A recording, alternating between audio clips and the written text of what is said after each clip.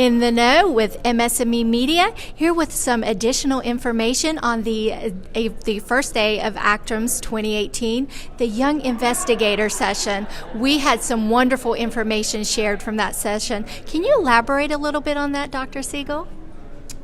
It would be my pleasure. One of the major missions of ACTRIMS is to encourage young researchers to enter the field and do excellent research, the next generation of researchers as well as clinicians. And so this year we received a record number of abstracts from young people throughout the U.S. and Canada, which is focused on multiple sclerosis. And we had experts review those abstracts and selected 7 for oral presentations.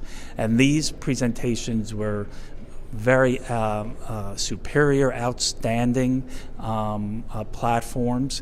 We had some of these young scientists talking about the types of inflammatory cells that cause damage in multiple sclerosis and what are the factors they produce that perpetuate the injury.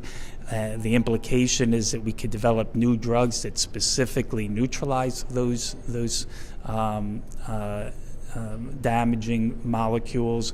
We also had a talk on the effect of puberty on susceptibility to multiple sclerosis and looking at genes which control or regulate puberty and how those relate to susceptibility to MS. Because as you know, MS is generally a disease of adults. It does affect children, but it's much more common in adults, and some of that has to do with the changes which occur during puberty.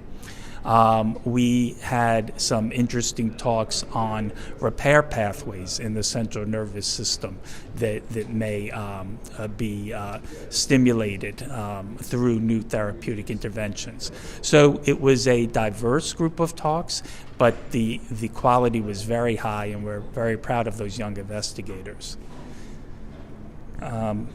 Something else?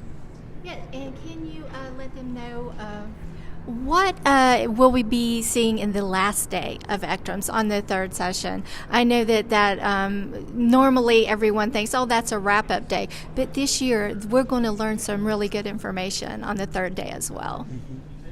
So today, a lot of the talks are about the immune cells that cause the damage. But the last day, we're going to talk more about the cells which are already in the nervous system and how they respond to the inflammation, both in terms of how they're damaged and also how they may begin to initiate repair. So one session is on a cell called an astrocyte, which is a support cell in the central nervous system that is activated by the immune cells.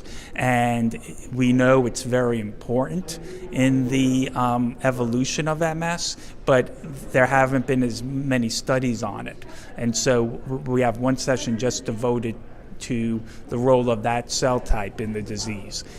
We also have a whole block of talks on the cells that produce the myelin sheath.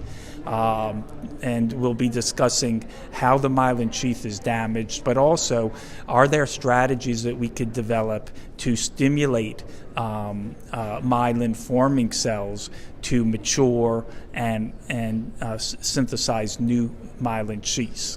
And throughout this forum, we've been trying to combine basic scientist perspectives with clinical perspectives.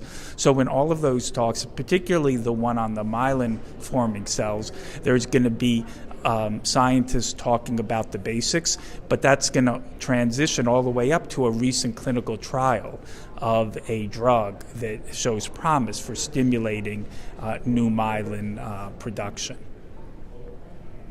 That is very exciting news for patients living with MS. So we really appreciate you taking your time to share with the patients what we're learning here at the forum.